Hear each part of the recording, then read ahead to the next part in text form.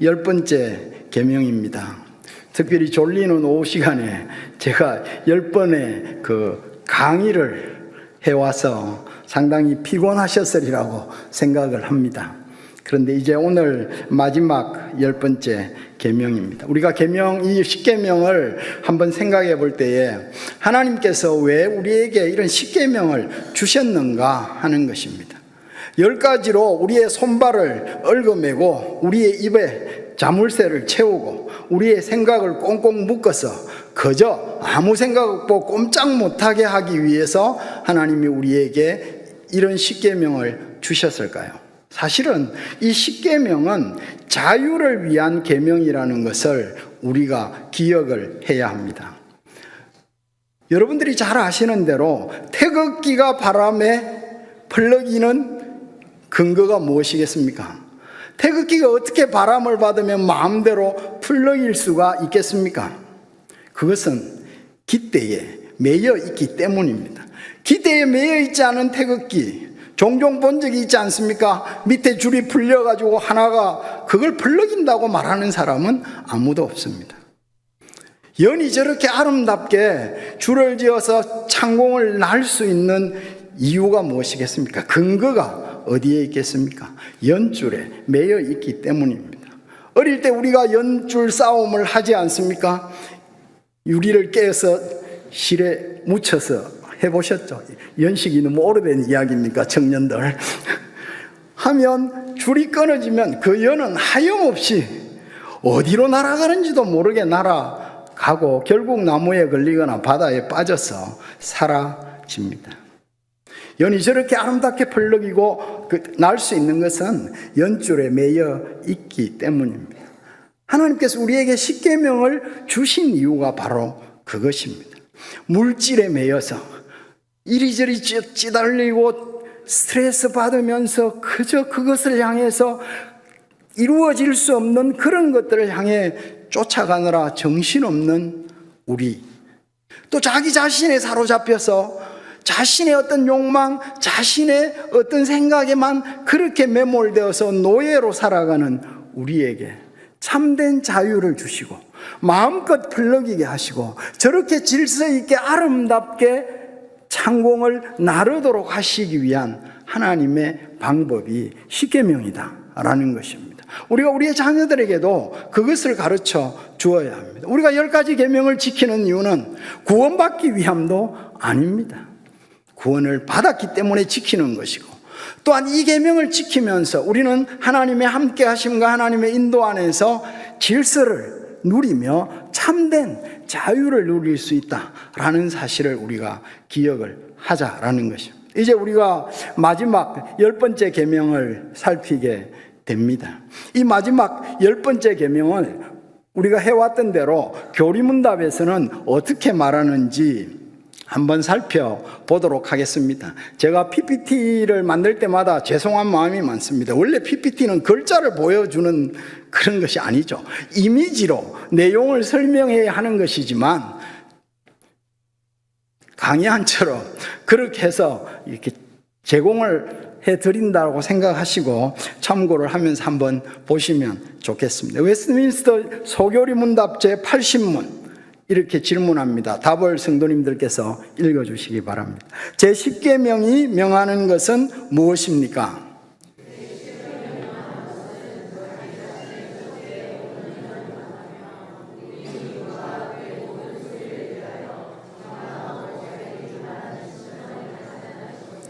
(81문) 제10계명이 금하는 것은 무엇입니까?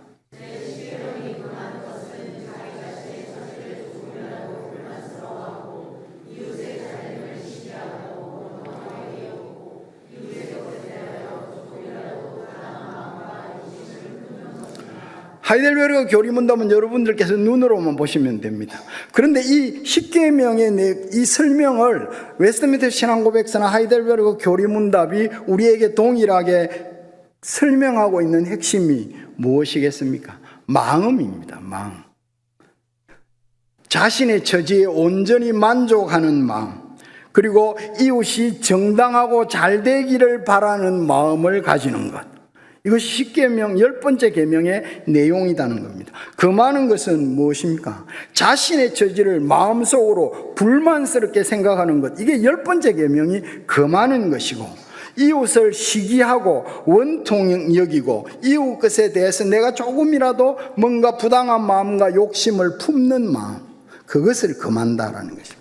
우리가 이렇게 보면 이 십계명은 사실은 행동보다는 뭘 다루는 겁니까? 우리의 마음을 다룬다라고 볼 수가 있습니다. 이제까지 살인하지 말라, 가늠하지 말라, 도둑질하지 말라, 이런 내용들을 우리가 살펴왔다면 그것이 구체적으로 행동에 대해서 말씀을 하고 있다고 볼 수 있습니다. 물론 십계명은 사실은 모든 죄의 문제, 아니 십계명뿐만 아니고 성경이 말하는 이 죄는 행위를 가리키는 것보다 상태를 가리킵니다.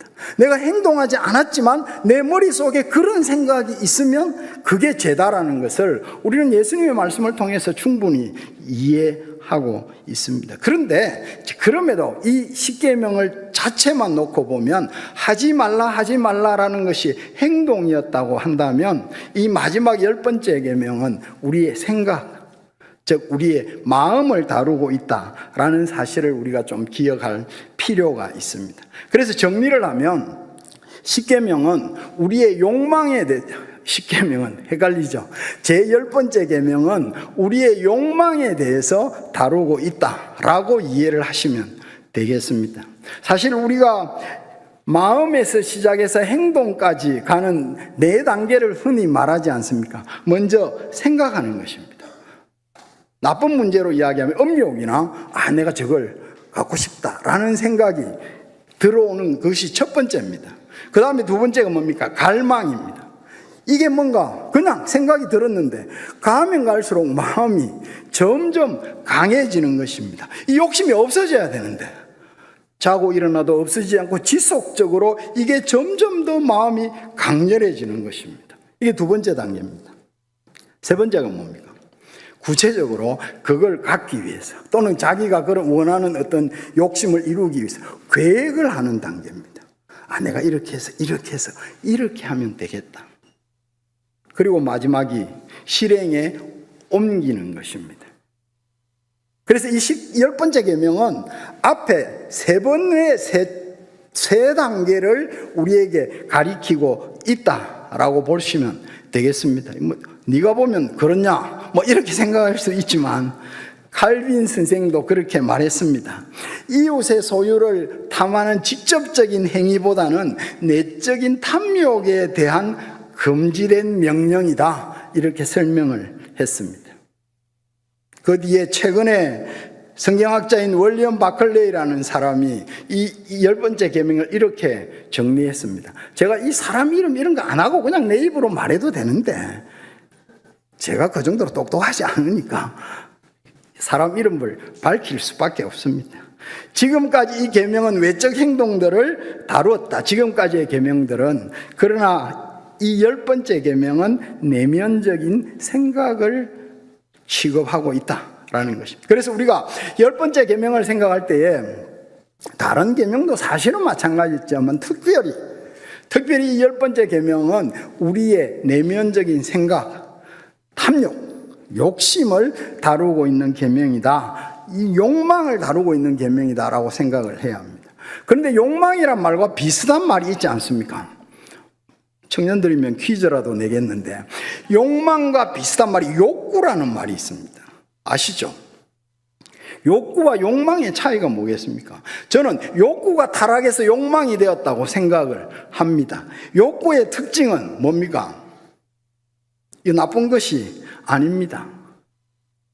배고픔, 이게 뭐겠습니까? 욕망이겠습니까? 욕구겠습니까? 욕구입니다. 왜 욕구냐 하면 필요한 것이 채워지면 충족이 됩니다. 더 바라지 않습니다. 여러분 배고플 때 마음껏 먹고 나면 계속 또 먹어야지 이런 생각이 들지 않지 않습니까? 그게 욕구입니다. 갈증이 막 나가지고 목이 타는데 물을 실컷 시원한 물을 마시고 나면 더 마시고 싶지 않습니다. 그 다음부터는 고문이죠. 그게 욕구입니다. 그런데 이 욕구는 시간이 어느 정도 지나서 또 필요하면 또다시 반복이 됩니다. 그런데 욕망은 그렇지 않습니다. 욕망은 어떤 대상이 딱 주어지고 저것에 딱 꽂히게 되면 만족이 없습니다. 끊임없이 추구합니다. 그래서 많이 가졌음에도, 많이 누렸음에도 계속 추구하게 된다면 그게 뭐다? 욕망입니다. 타락한 욕구라고 볼 수가 있다라는 것입니다.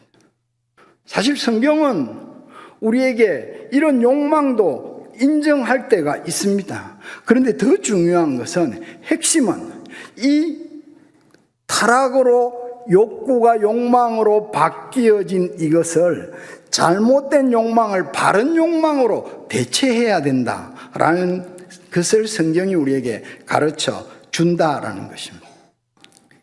사실 우리가 주님 사랑합니다 라고 말할 때 저는 제 스스로 끊임없이 다른 분의 사랑을 의심하는 게 아니고 나는 진짜 예수님을 사랑하냐고 생각하면서 부르기는 합니다. 사랑한다는 말이 뭐겠습니까? 말로 하는 게 아니고 진짜 내가 예수님을 사랑한다.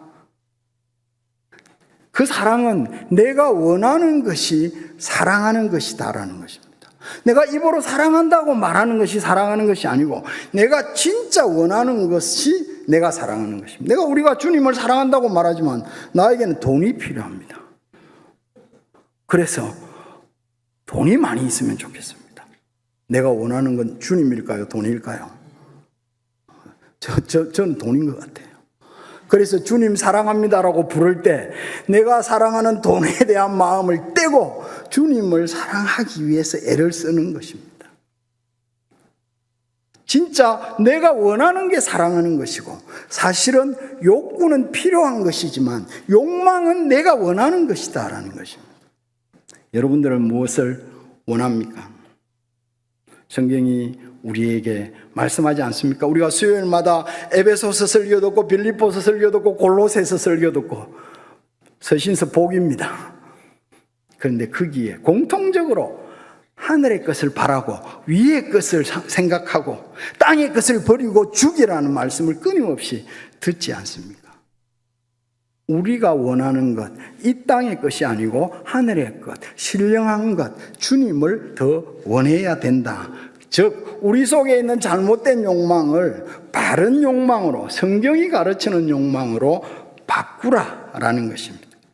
빌립보서 4장 8절은 우리에게 이렇게 말씀합니다. 형제들아, 무엇이든지 참되며 무엇이든지 경건하며 무엇이든지 옳으며 무엇이든지 정결하며 무엇이든지 사랑받을 만하며 무엇이든지 칭찬받을 만하며 무슨 덕이 있든지 무슨 기림이 있든지 이것들을 생각하라라는 것입니다. 이것들을 원하라라는 것입니다. 이것이 잘못된 욕망을 바른 욕망으로 바꾸는 행동이다라는 것입니다. 그래서 이 10번째 계명은 우리의 욕망을 다루고 있는데, 잘못된 욕망을 끊고 참된 바른 욕망을 추구하라라는 것입니다. 여기에서 잘못된 욕망이 뭐겠습니까? 바로 탐심이다라는 것입니다. 탐심. 이것이 제 10번째 계명의 핵심입니다. 탐심이 뭐겠습니까? 아까 말씀드린 것처럼 좋다고 생각할 뿐만 아니고 그것을 내가 가졌으면 하는 생각에서 욕심을 내는 행동, 그것이 탐심입니다.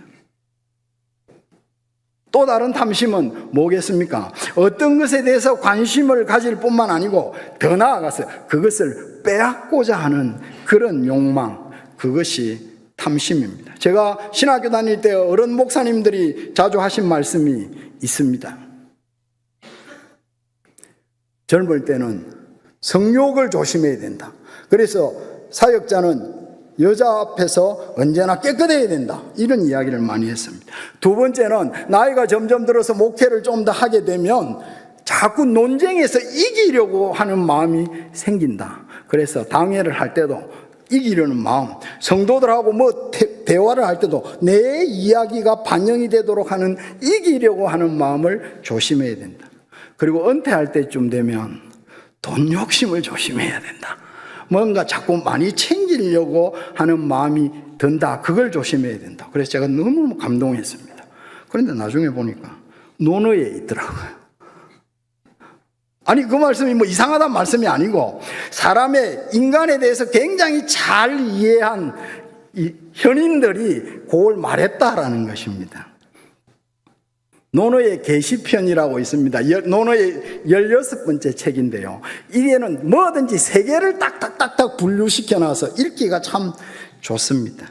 그런데 거기에 그런 말이 있습니다. 군자유삼계. 즉, 군자라고 말하는 것, 요새 말하면 뭐라고 번역을 해야 될지 잘 모르겠습니다. 어쨌든 뭐 신사 뭐 이렇게 번역해야 되는지. 이 군자는 세 가지를 조심해야 된다라는 것입니다. 딱 그 말이 그 어른 목사님들이 저희 신학교 다닐 때 목회자로서 가져야 될 태도에 대해서 했던 내용입니다. 젊을 때는 아직 혈기가 안정되지 않았기 때문에 성욕을 주의해야 한다. 이게 첫 번째입니다. 논어에 그대로 있습니다. 두 번째, 장년이 되면 혈기가 왕성해져 가지고 무슨 싸움이든지 이기려고 하는 것 조심해야 된다. 그리고 노년이 되면 혈기가 약해져서 욕심, 탐욕을 주의해야 된다라는 것입니다. 우리 동양고전은 그렇게 말합니다. 그런데 서양에서 우리가 잘 아는 유명한 교부라고 알려진 아우구스티누스가 말하는 욕망 딱 두 가지를 말합니다. 하나는 성적인 탐욕과 물질 탐욕 두 가지를 말하고 있습니다. 어떻게 보면 우리가 성경이 우리에게 가르쳐주는 욕심 두 가지다는 겁니다. 성적인 탐욕과 물질에 대한 탐욕이다. 오늘 17절을 한번 보십시오. 거기에 첫 번째, 내 이웃의 아내나 딱 이렇게 시작합니다. 성적인 탐욕을 조심하라는 것입니다. 그리고 마지막으로 물은 내 이웃의 소유 이렇게 말합니다. 물질적 탐욕을 이야기를 하고 있습니다.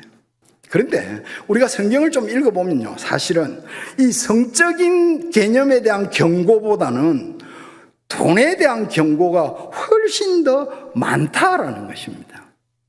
그래서 이 10번째 계명을 탐심, 즉 조금 더 압축시켜서 물질에 대한 욕심으로 정의할 수가 있습니다. 우리가 계명의 10번째를 생각하면서 물질에 대한 욕심을 좀 마음에 잘 두어 볼 필요가 있습니다. 그런데 어떻게 욕구가 욕망이 되었을까요? 즉 돈도 필요하지 않습니까? 먹고 살아야 되는데. 그런데 왜 그걸 많이 가지고 쌓아놓고 더 남들보다 더 사치스럽고 또는 더 좋은 것들을 누리고 싶어하는 마음이 생겼을까요? 그게 바로 죄 때문입니다. 죄는 우리로 하여금 하나님으로부터 떠나게 했다라는 것입니다. 하나님으로부터 떠나게 했기 때문에 하나님을 대신할 뭐가 필요하다라는 것입니다. 그래서 생긴 게 뭡니까? 물질욕이고 성적인 욕망이고 명예욕이고 그렇게 됐다라는 것입니다. 제가 전에 말씀을 드린 것처럼 이제 넘겨주셔도 됩니다. 전에 말씀드린 것처럼 아우구스티누스가 저 그리스도교 교양이라는 책에서 향유와 사용에 대해서 말했다고 했지 않습니까? 즉 향유는 우리가 그 자체를 기뻐하고 감사하면서 누리는 대상 한 분, 하나님. 그 다음에 사용은 그 하나님께 나아가도록 살기 위해서 이용해야 될 수단 또는 도구, 그것들을 사용하는 것이다라는 것입니다. 그런데 우리가 살아가면서 향유해야 되는 것은 수단으로 삼고 수단으로 삼아야 되는 것을 목적으로 삼는 게 있다는 것입니다. 하나님을 우리의 이익을 위해서 봉사하고 도와주는 수단으로 삼는 그리스도인. 이거 다른 말로 하면 뭡니까? 우상숭배입니다. 대신 하나님이 도구로 사용하라던 물질을 숭배하고 추구하고 그것만 목표로 한다면 우리의 삶이 엉망이 된다라는 것입니다. 그래서 아우구스티누스는 고백록에서 맨 처음 앞부분을 이렇게 시작합니다. 우리는 당신을 향해서 살도록 창조하셨기 때문에 우리의 마음이 당신 안에서 안식할 때까지는 편안하지 않습니다. 우리는 원래 하나님을 추구해야 편안하다, 평안하다라는 것입니다. 그런데 돈을 추구하고 명예를 추구하고 어떤 성적인 욕망을 추구하게 되면 욕망이란 말과 욕구란 말 다시 오해하지 마십시오. 욕구는 하나님이 주신 것입니다. 근데 그런 성적인 욕망을 추구하게 되면 우리의 삶이 편안해지지 않습니다. 불편합니다. 뭔가 어색하고 뭔가 불편하고 뭐가 잘 안 맞다라는 것입니다. 칼빈은 기독교 강요에서 이 부분을 이렇게 설명합니다. 우리에게 종교적인 씨앗이 있다라는 것입니다. 아무리 나쁜 사람도, 짐승 같은 사람도 거기에는 뭔가 하나님을 추구하는 어떤 뭐가 있다라는 겁니다. 그래서 그 사람들이 뭘 합니까? 하나님을 제대로 못 찾아가지고 우상을 섬긴다라는 것입니다. 왜 그렇겠느냐? 그 사람들 마음속에 하나님을 추구하는 마음이 있기 때문이다. 그것이 우리에게 가르쳐 주는 것이다라는 겁니다. 그래서 1계명과 마지막 10계명은 딱 책 꽂을 때 쓰는 북엔드라는 거 아시죠? 세로 된 끝에 딱 끼우면 뭐 책이 몇 권이든 간에 딱 고정이 되지 않습니다. 첫 번째 계명, 오직 하나님만 섬겨라는 것입니다. 다른 신을 두지 말라라는 계명과 마지막 10번째 계명이 양쪽으로 딱 붙어 있습니다.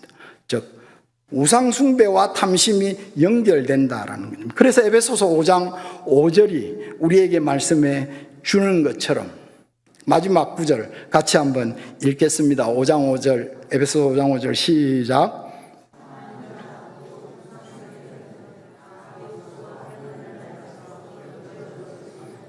예, 점점 졸리시죠? 목소리가 점점 죽어갑니다. 탐하는 자와 우상 숭배 딱 붙여놓고 있습니다. 쉽게 말하면 10번째 계명과 1번째 계명이 이렇게 붙어 있다고 볼 수가 있다. 탐하는 자와 우상 숭배자는 다 그리스도와 하나님의 나라에서 기업을 얻지 못한다라고 말씀을 하고 있다라는 것입니다. 그런데 우리가 사는 세상이 어떻습니까? 우리가 사는 세상은 사실은 탐욕을 부추기는 세상이라고 볼 수 있습니다. 이 자본주의 사회에서 자기 신도들에게 자본주의가 베푸는 게 있습니다. 그게 바로 물질입니다. 이것만 잘 가져라. 그러면 경제적인 힘, 사회적인 힘, 정치적인 힘을 가질 수 있을 것이다. 그 힘을 미끼로 우리를 노예로 부린다라는 것입니다. 다른 말로 하면 뭡니까? 한마디로 딱 이렇게 말합니다. 돈이 되냐? 그렇게 해서 돈이 되냐? 이것이 지금 세상이 우리에게 주는 메시지입니다. 사실 억울한 면도 있습니다. 막스 베버라는 유명한 철학자가 자본주의는 처음에 개신교로부터 출발했다 이렇게 말하는 바람에 오늘날 이 탐욕과 소비지상주의의 자본주의의 기초가 된 것이 기독교다 뭐 이렇게 오해를 불러일으키기는 했지만 그러나 그렇지 않습니다. 저 책은 초기 자본주의가 어떻게 생겼냐 하면 예수님을 믿는 개신교 즉 종교개혁 이후의 그리스도인들이 금욕적으로 절제하고 아끼고 하나님의 부르심에 응답해서 직업을 소명으로 여기고 열심히 일하면서 부가 생기기 시작해서 부가 모이기 시작했다. 그것이 자본주의의 시작이다. 이렇게 말할 뿐입니다. 오늘날 탐욕과 소비지상주의 이런 것들이 기독교가 제공한 정신이라고 말하는 것은 굉장히 잘못된 겁니다. 그래서 옆에 또 있습니다. 칼빈의 사회적 휴머니즘이라는 책이 있습니다. 저는 저 두 개 한꺼번에 읽어야 된다고 생각합니다. 칼빈이 얼마나 사회적 약자들을 위해서 그들을 섬기고 나누고 하는 것들이 성경이 우리에게 가르치는 것이라고 얼마나 많이 강조했는지 저 학자는 저 얇은 책을 통해서 우리에게 가르쳐 주고 있습니다. 어쨌든 오늘날은 끊임없이 소비를 부추깁니다. 소비하려면 돈이 있어야 됩니다. 돈만 있어야 되는 거 아니고 남들보다 더 좋은 걸 가져야 됩니다. 핸드폰은 2년이 주기입니다. 2년마다 새 핸드폰이 끊임없이 나오니까. 그래서 너 핸드폰 뭐야? 이렇게 묻습니다. 어쨌든 신용카드라는 또 좌우에 날선 카드가 있지 않습니까? 끊기만 하면 현금이 없어도 우리는 필요한 걸 마음대로 구매할 수가 있습니다. 심지어 B2도 있지 않습니까? 이제 금융자본주의로 진화를 했습니다. 내가 하고 싶은 소비를 감당할 수 없으니까 수입으로는 뭐 합니까? 돈을 빌리는 것입니다. 너도 나도 다 빌리니까 영끌 뭐 이런 표현이 있지 않습니까? 영혼을 끌어부어서 돈을 빌린다라는 것입니다. 너도 나도 다 빌리니까 이 부채를 도덕적으로 아무 문제 없는 것으로 생각하게 되었다라는 것입니다. 그런데 성경은 그렇게 물질을 인생 가치의 척도로 생각하는 사람, 또 쌓아놓은 물질이 내 인생의 가치다라고 평가하는 사람들에게 엄중하게 경고합니다. 넘겨주십시오. 신명기 17장 16절부터 17절 같이 한번 읽겠습니다. 시작.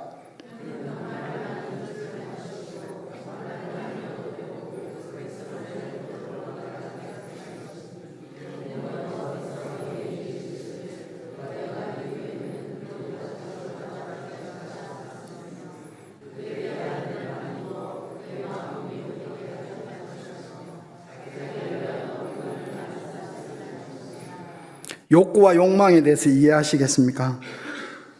왕이 되면 이렇게 해라 라는 말씀입니다. 가나안 땅에 들어가서 이스라엘을 다스리는 왕이 되면 이래야 된다는 겁니다. 왕에게 군사력이 필요하지 않겠습니까? 욕구입니다. 그런데 뭐 하는 것? 많이 쌓는 것.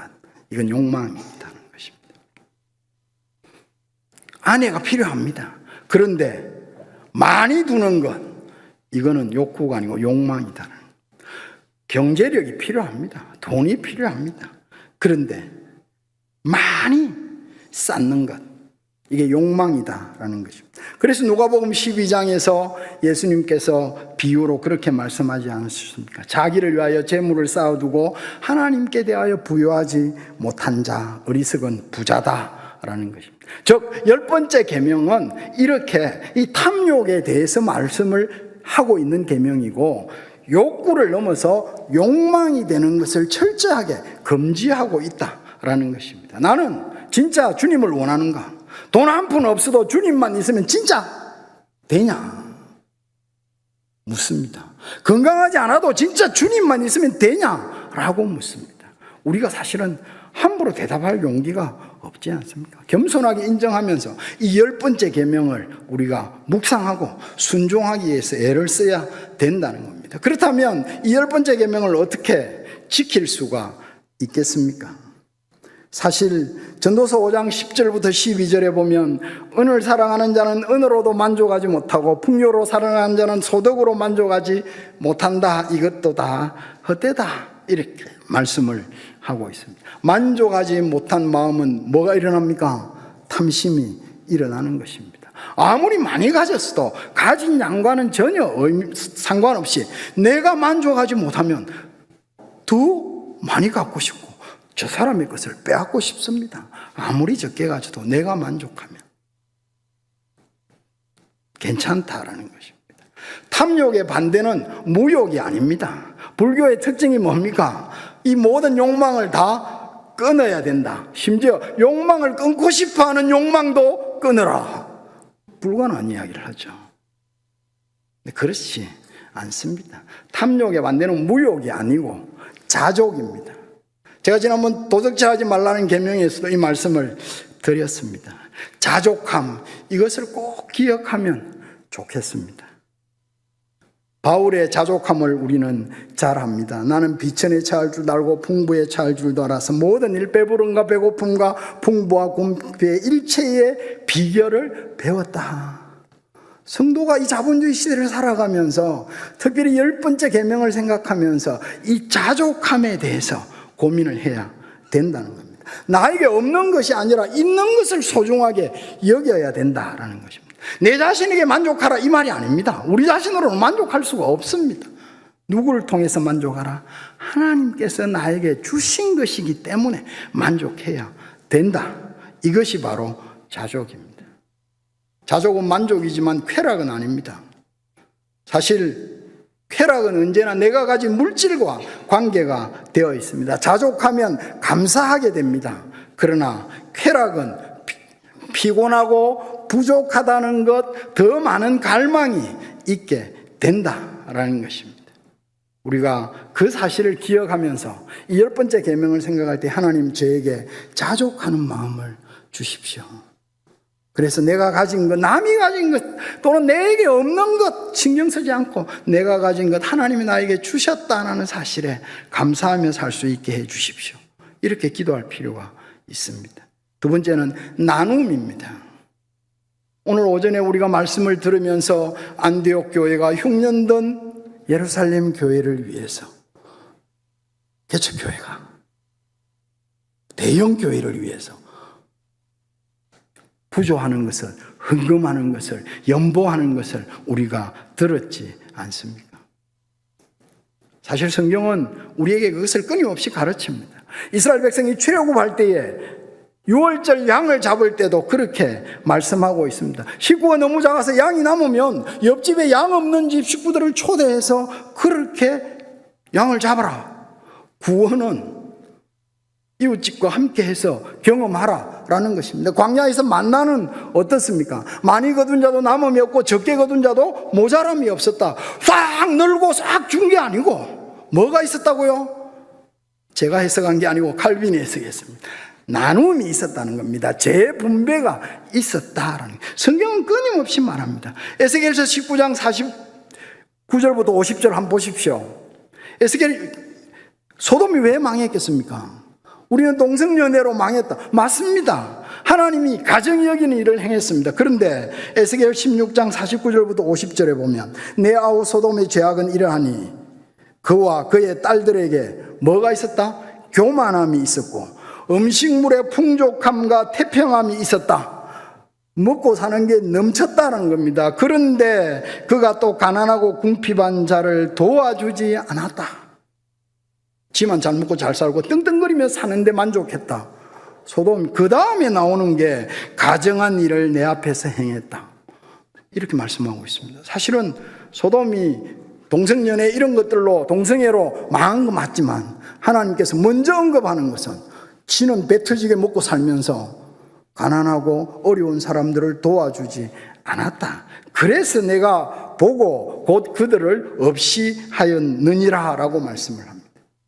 우리가 강해설을 주일마다 강해설교를 듣는 사도행전 4장에 보면 사도들이 큰 권능으로 주 예수의 부활을 증언하니 그러면 어떻게 해야 됩니까? 할렐루야 하고 찬송하고 기도하고 방언하고 막 이래야 되지 않습니까? 성경은 그렇게 말하지 않습니다. 사도들이 큰 권능으로 주 예수의 부활을 증언하니 무리가 큰 은혜를 받아 그 중에 가난한 사람이 없었다라는 것이죠. 믿는다는 것은요, 그냥 막 정신없이 영적으로 막 남이 알아들을 수 없는 그런 신령하다고 표현되는 그런 은혜만을 받는 게 아닙니다. 예수 그리스도의 십자가와 부활을 경험한 사람은 주머니를 털어서 나보다 더 가난하고 어려운 사람을 나누어 주는 것입니다. 이것이 성경이 우리에게 가르쳐 주는 거예요. 구원을 경험하는 방법도, 구원을 누리는 방법도, 성도로 사는 방법도 철저하게 나눔을 우리에게 강조합니다. 말씀을 정리를 하겠습니다. 우리가 어떻게 이런 탐욕을 벗어날 수 있을까요? 말씀은 우리에게 마지막으로 가르칩니다. 탐욕에서 벗어나야 먼저 넘어갔습니다. 새로운 인간이 되는 것이 아니고 새로운 인간이 되어야 탐욕에서 벗어날 수 있다라는 것입니다.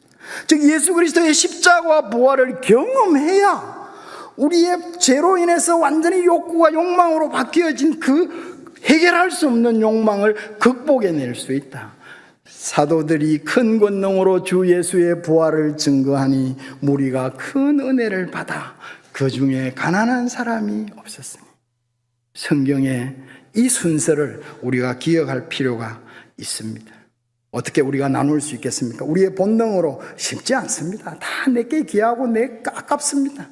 예수 그리스도의 십자가를 기억하고 예수 그리스도의 부활을 믿으면서 성령의 도우심으로 우리의 가진 것을 기꺼이 나눌 수 있습니다.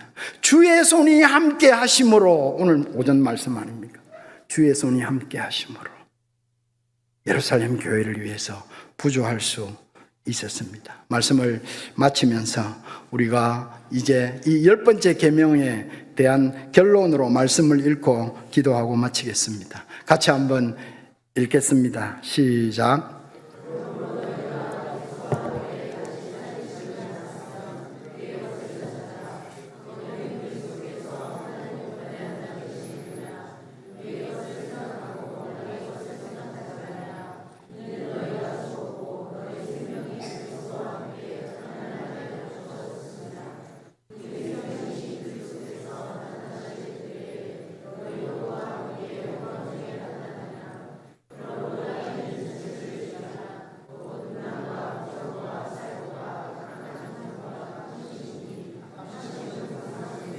아멘. 저는 10번째 계명의 신약적 해석이 저 구절이라고 생각합니다. 우리가 말씀을 기억하면서 함께 기도하겠습니다. 하나님,